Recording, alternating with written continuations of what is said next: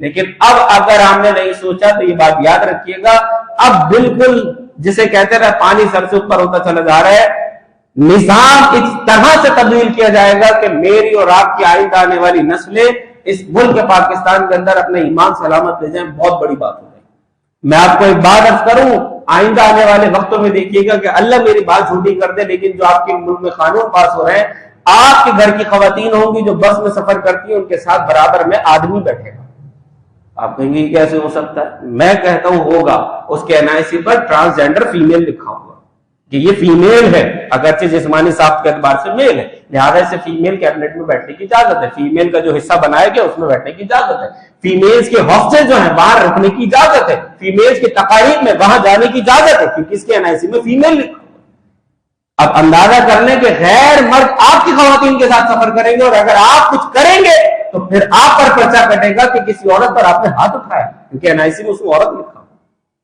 یہ اندازہ کر رہی کہ ایسا خطرناک نظام آ رہا ہے، آپ کہیں گے یہ کہاں سے ہو رہا ہے؟ یہ اسی وجہ سے ہمیں نہیں پتا کہ ہم ان چیزوں پر غور نہیں کرتے۔ میں بار بار آپ کو کہتا ہوں کہ ملک کی سیاست پر نگاہ رکھیں، ہمارے جو نوجوان طبقے کو میں بار بار عرض کرتا ہوں کہ بھائی پڑھو لکھو آگے بڑھو، ان مناصب کو لو۔ ویسے تو منصب کی چاہت ہمارے دین میں منع ہے، منصب کو طلب کرنا منع ہے، لیکن جب یہ نظام آ جائے کہ واقعتاً اب سارے ہی لوگ آپ کے دین دشمن آ گئے، اکثر و بیشتر اگرچہ کسی کی انٹینشن نہیں ہوتی لیکن وہ بھی اس نظام کا سمجھ جاتا ہے، تو پھر ضرورت ہے کہ پھر دینی سوچ رکھنے والے، اسلامی اقدار کو زندہ رکھنے والے لوگ آگے ہیں۔ اور وہ کب آئیں گے؟ جب ہمارے یہ نوجوان طبقہ پڑھے گا لکھے گا، جس کو میٹرک کرنے کے بعد بوجھ لگتا ہے کہ نہیں پڑھائی بہت مشکل ہے، میں نوکری کروں گا، تو پھر یہ کہاں نظام سنبھال سکے گا؟ پھر کہاں سے ہمارے معاشرے کے اندر اور ہمارے ملک کے اندر بہتری آئے گی؟ اور آپ کہیں گے یہ کیسے ہو سکتا ہے، یہ ساری چیزیں بہت مشکل ہیں۔ میرے بھائی، پاکستان جب تک نہیں بنا تھا ہمارے جیسے لوگ تب تک یہ بھی کہتے تھے بڑا مشکل ہے، بن گیا نا۔ جب پاکستان بنا سکتے ہیں ہمارے بڑے تو ہم انہی کی نسل ہیں، ہم سنبھال بھی سکتے ہیں۔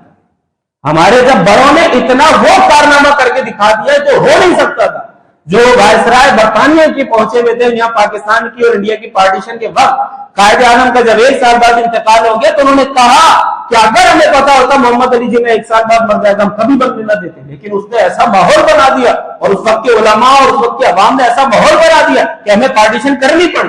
تو جب ہمارے آباء و اجداد یہ کام کر سکتے ہیں، ہم تو ان کی اولاد ہیں، ہم اس نظام کو سنبھال نہیں سکتے، ہم اس ملک کو دوبارہ سے اسلامی خطوط کے اوپر واپس نہیں لا سکتے، لیکن یہ اس وقت ہوگا جب میں اپنے ہانڈی چولہے اور 4 دیواری اور اپنی نوکری سے باہر نکل کے ملک اور ملت کے لیے سوچوں۔ اب آپ کہیں گے کہ میں اگر سوچوں گا تو کر کیسے سکتا ہوں؟ میرے بھائی، آپ سوچ کا دیا جلا دیں، آپ اپنی نسل میں، اپنے اطراف میں اس دیے سے روشنی پھیلانا شروع کر دیں۔ اس دیے سے کتنے دیے مزید جلیں گے وہ اللہ جانتا ہے، کم از کم آپ اپنے حصے کا دیا تو جلائیں، آپ اپنے حصے کا کام تو کریں، آپ اپنے حصے کی ذمہ داری کا احساس تو کریں۔ کم از کم اس ذمہ داری کا احساس کرتے ہوئے جو شرائط بیان کی جا رہی ہیں انہی شرائط پر اترتے ہوئے کسی حاکم کو ووٹ تو دیں۔ آپ اور میں گھر میں بیٹھے رہیں اور کہیں کہ نہیں جی ہم تو نظام کو مانتے ہیں، ارے میں نظام کو مانتے نہیں ہوں، میں پہلے آپ کو بتا چکا ہوں کہ آپ نہ بھی ووٹ دو، جن چرسی موالیوں نے، الٹے سیدھے لوگوں نے اور معاشرے کے سب سے کرپٹ ترین عناصر کو انہوں نے ووٹ دیا ہے، وہی آپ کے اوپر حاکم بن کے مسلط ہوگا۔ پھر آپ ہی بدعائیں دے رہے ہوں گے کہ یار یہ دیکھو ہمارے علماء تو کچھ کرتے نہیں ہیں، مولوی طبقہ کچھ کرتا نہیں ہے، ہمارے دین کے لوگ جو ہیں وہ کچھ کرتے نہیں ہیں، صرف فنڈ دے دو، چندہ دے دو، مدارس بنا دو، مساجد بنا دو، جامعات کھلوا دو، انہیں میں لگے میں معاشرے میں کتنا بگاڑ آ رہا ہے۔ میرے بھائی، میں ممبر سے 10 سال مزید اور چیختا رہوں، لیکن جب تک ہم نظام کو تبدیلی کی طرف نہیں لے کر آئیں گے تبدیلی نہیں آ سکتی۔ آپ کے ملک میں کے اندر بہتری نہیں آ سکتی، لیکن نظام میرے اور آپ کے ہاتھ میں، اور وہ ووٹ کا نظام۔ اب ذرا غور کیجئے گا، نبی علیہ الصلوۃ والسلام جب تک مکہ میں تھے اس وقت مسلمانوں کی حالت دیکھیں، اور جب ریاست مدینہ قائم ہو گئی پھر مسلمانوں کی حالت دیکھیں، زمین اور آسمان سے زیادہ کا فرق ہے۔ وہ مسلمان جو مکہ میں مظلوم تھے، جب ریاست مدینہ قائم ہو گئی تو وہی مسلمان مکہ میں حاکم بن کر۔ یہ ہوتی ہے ریاست کی پاور، یہ ہوتی ہے حکمرانی کی پاور، یہ ہوتی ہے اقتدار کی پاور۔ اس پاور کو اسلامائزیشن کے لیے استعمال کر، اس پاور کو اسلام کی ترقی کے لیے استعمال کر، اس پاور کو دین کے نظام کی بحالی کے لیے استعمال کریں۔ یہ آپ کے میرے پاس یہ پاور ہے، استعمال کریں، آپ اور میں دین کے لیے استعمال کریں۔ کم از کم اللہ کی بارگاہ میں سرخرو ہوں گے، اگرچہ آپ کہیں نہیں آتا، میں بھی کہتا ہوں نہیں آئے گا، ایک آپ کے میرے ووٹ ڈالنے سے کچھ نہیں ہوگا، لیکن ہدہد کی سنت پر تو عمل ہو جائے گا۔ جب نمرود نے آگ جلائی تھی इतनी बड़ी आग कि सब भाग रहे थे, और वहां पर हुदहुद को देखा, चोंच में इतना सा परिंदा, चोंच में चंद कतरे लेकर दूर से फेंक रहा है, करीब भी नहीं जा रहा आपके, क्योंकि जाएगा तो जल जाएगा। लेकिन किसी ने पूछा, हुदहुद ये क्या कर रहा है, क्या बुझ जाएगी आग? कहने लगा, मुझे पता नहीं बुझेगी, कम से कम मेरा नाम इब्राहिम के चाहने वालों में तो आ जाएगा। और देखें, अल्लाह ने ऐसा नाम उसका बुलंद किया कि कुरान में उसका जिक्र आ गया। तो कम से कम हम सुन्नत हुदहुदी अदा कर ले। हम क्या कर रहे कि चले जी कुछ नहीं कर रहे, सुकून से बैठे हुए, तो फिर याद रखिएगा गिरगिट का भी तरीका है।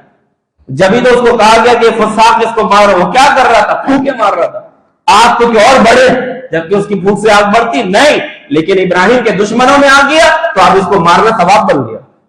तब अंदाजा कर लें कि मैं और आप कहां जा रहे हैं, गिरगिट की तरफ या हुदहुद की तरफ?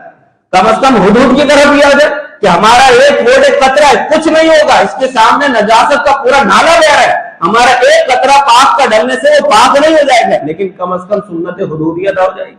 कम से कम इस निजाम के चाहने वालों में हमारा नाम ही आ जाएगा, इस इस्लामी निजाम के प्रमोट करने वाले, उसको बुलंद करने वालों में हमारा नाम आ जाएगा। हम कम से कम वो लोग जो इस्लामी निजाम को लेकर आएंगे उनके आबा अजदाद में आ जाएंगे कि भाई हमारे दादा ये चाहते थे और उन दादाओं में आप होंगे, हमारे परदादा ये चाहते थे कि इस्लाम का निजाम आप होंगे, क्योंकि हमारे परनामे ने ये कहा था कि इस्लाम के निजाम के लिए हमेशा वोट देना है, वो आप होंगे। तो कम से कम आपकी आने वाली नस्ल ये काम कर जाएंगे, लेकिन कम से कम आप और मैं इस कदम को तो उठाएं, इस पर तवज्जो तो करें। और ये बात याद रखिएगा, मैं किसी पार्टी का बाइस होकर बात नहीं कर रहा, मैं इस्लाम के नुमाइंदे की हैसियत से आपके पास ये बात अर्ज कर रहा हूं कि हम इस जिम्मेदारी को समझें।